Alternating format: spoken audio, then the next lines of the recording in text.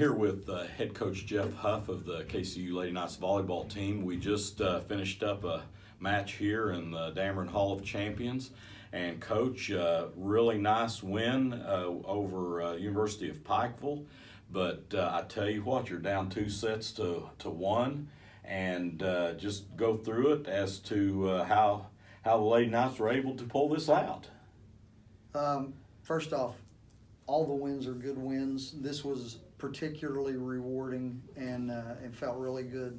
We've been in the situation many times this season where we won the first set of a match and then began to crumble. And we did that tonight for a little while. Second set score, we scored 16 points. The third set, we scored 13. But we sat down and we had a little meeting and said, what is it we're trying to accomplish here? What are we trying to do? What are we holding back for?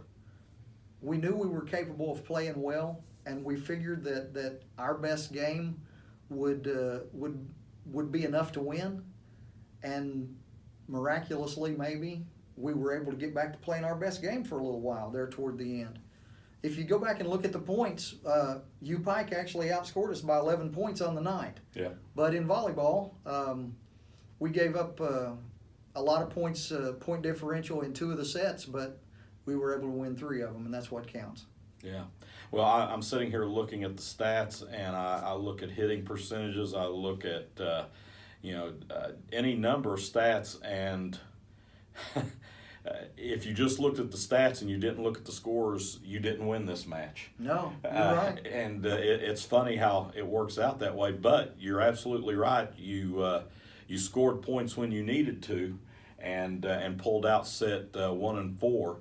And then when it got into the 5th set, it's just it's whoever is the most focused, basically, when it comes down to it. It's kind of a gut check when you get down to that point, and it's who's going to make the first mistake.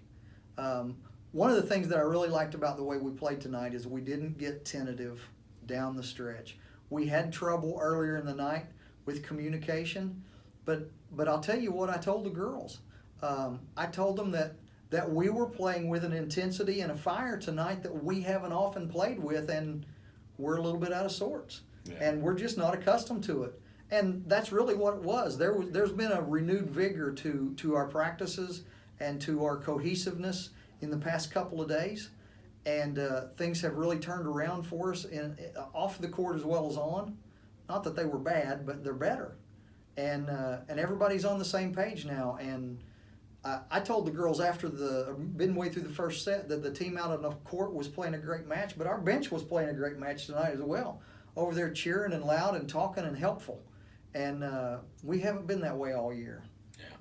Well, I looked down at a couple people. You were led in kills by Kiana Holman and Allie Whitehall. They both had 11 on the night. And when you look at those numbers, those are good, solid kill numbers. Not really good as far as hitting percentages because they took a lot of swings. And then you've got Avery Crum following up with 9 kills herself, and you would expect to have most of your production from those 3, don't you think? Well, that's kind of the way that we played it out there toward the end. If you were to go back and look at the stats after set number 3, they were pretty dire.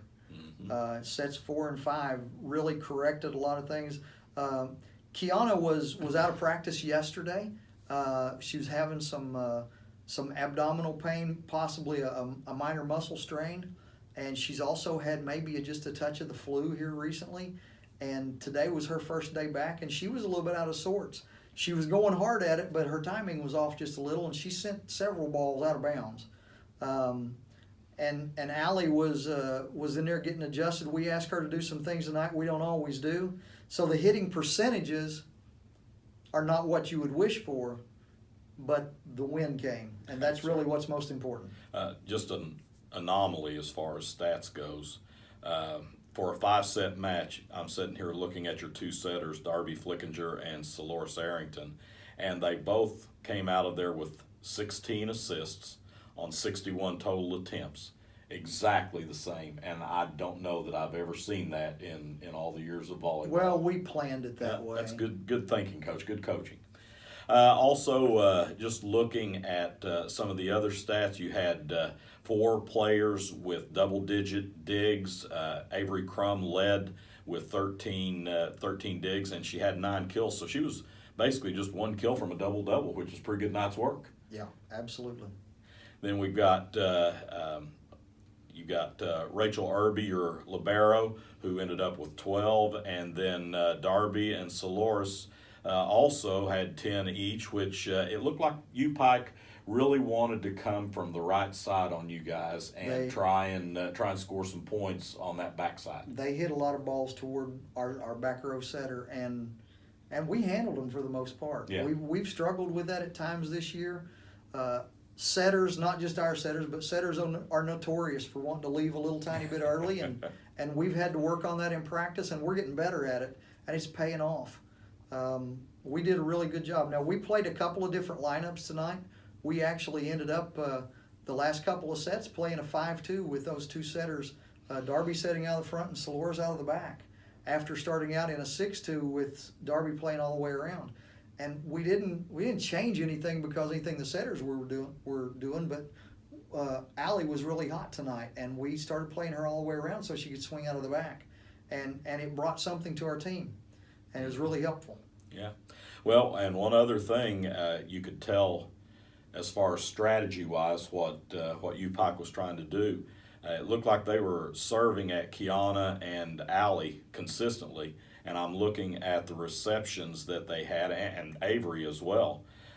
20 receptions for Avery and Kiana, and only 1 receiving error between the 2 of them.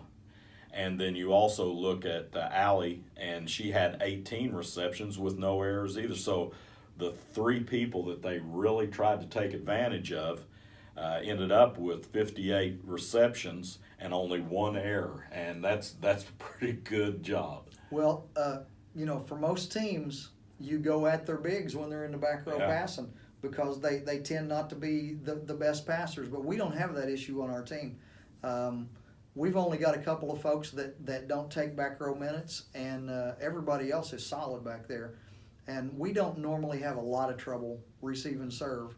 Occasionally it's an issue, but we were able to get in there tonight. So there's a saying, what is, you never interrupt your enemy when they're making a mistake. Don't tell them not to serve your bigs. Let them serve them all day long. Let them figure it out on their own. All right, Coach. Really nice 5-set win, and anytime you can get a 5-set win, that's a huge feather in your cap. But especially at home, and I think the home crowd had a little bit to do with that in that 5th set, kind of pushing our kids on the way. Well, we're going to try to take the home crowd with us on the road for the rest of the year and see how that works out. There you are. All right. Well, we'd like to thank you for stopping by, and congratulations on the win. And Lady Knights are they play at home with their last home match next Tuesday, which will be if we had a senior night, that's what it would be. But there are no seniors on there for you, Coach, so we don't even have to worry about that. Right. All right. Well, thank you much, and we'll be back later on with more from Jeff Huff after the next home game.